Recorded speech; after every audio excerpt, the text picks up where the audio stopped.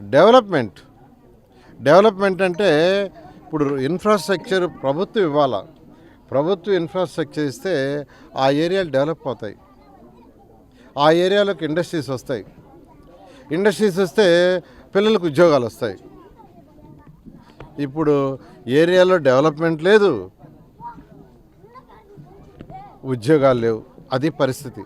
అదే నారా చంద్రబాబు నాయుడు ఉన్నప్పుడు 14 పోర్టులు యాక్చువల్గా పెట్టాలని ప్లాన్ చేసి 14 పోర్టులు యాక్చువల్గా డిజైన్ చేసి యాక్సెప్ట్ చేయడం జరిగింది. వాటిని ఏకవంతంగా యాక్చువల్గా చేసాము. ఎందుకు చేసామంటే పోర్టులు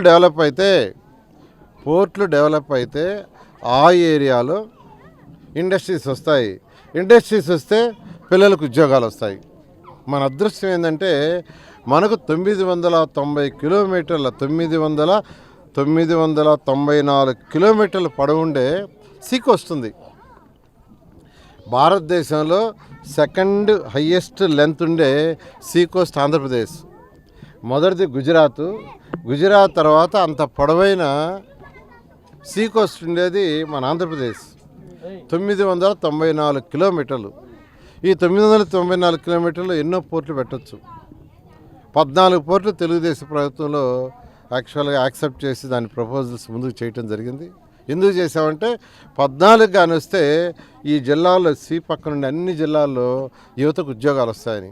అటువంటి కాన్సెప్ట్ జగన్మోహన్ రెడ్డికి లేదు, అసలు ఆలోచనే లేదు. ఎందుకంటే ఎప్పుడు ఆలోచన వస్తుందంటే బయటకు పోయి విదేశాలు తిరగాల, డెవలప్డ్ కంట్రీస్ తిరగాల, ఇతర కంట్రీస్లో ఎలా డెవలప్ అయ్యారు, ఎలా చేశారని తిరిగితే తెలుస్తుంది. ఎంతసేపటికి మంగళగిరి ఆఫీస్లో ఉంటే ఎలా డెవలప్ కాలేదు. ఆయన కదల్లా, ఆయన అక్కడి నుంచి కదల్లా, 4.5 సంవత్సరం బయట జిల్లాలకు కూడా రాలా. ఎలా వస్తుందండి నాలెడ్జి?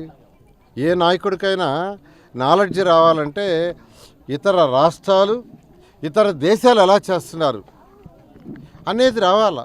చిన్న కంట్రీ సింగపూర్, మన విశాఖపట్నం కార్పొరేషన్ అంతా వాళ్ళు బ్రహ్మాండంగా చేస్తున్నారు. కారణం ఏంటంటే వాళ్ళ పోర్టే.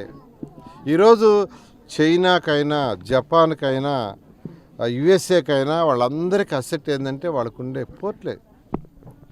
కాబట్టి ఇలా దాన్ని అంతా ఇన్ఫ్రాస్ట్రక్చర్ అంటారు. పోర్టు డెవలప్ చేయటం అంటే పోర్ట్ ఎవరెవరికి డెవలప్ చేయమని ఇచ్చినా వాళ్ళకి రోడ్లు ఇవ్వాలి, వాటర్ ఫెసిలిటీస్ ఇవ్వాలి, అవసరమైతే రైలు మార్గాలు వేయాలి, రోడ్డు మార్గాలు కాదు, వీలైతే దగ్గరలో విమాన మార్గాన్ని కూడా ఏర్పాటు చేయాలి. ఇవన్నీ చేయటం ప్రభుత్వ బాధ్యత. తెలుగుదేశంలో నారా చంద్రబాబు నాయుడు ఇవన్నిటికీ ప్రాముఖ్యత చేశాడు. కానీ ఈ ప్రభుత్వం 5 సంవత్సరాలు అన్నిటికీ సున్నా చుట్టింది. వాటికి సున్నా చుట్టమే కాదు, లోకల్లో చిన్న చిన్న రోడ్లు, మేము పెద్ద పెద్ద రోడ్లు వేసాం, మేమంతా 100 అడుగులు 80 అడుగులు, నేను చెప్పడం కాదు, అందరి కళ్ళ ముందు అప్పుడుతున్నాయి.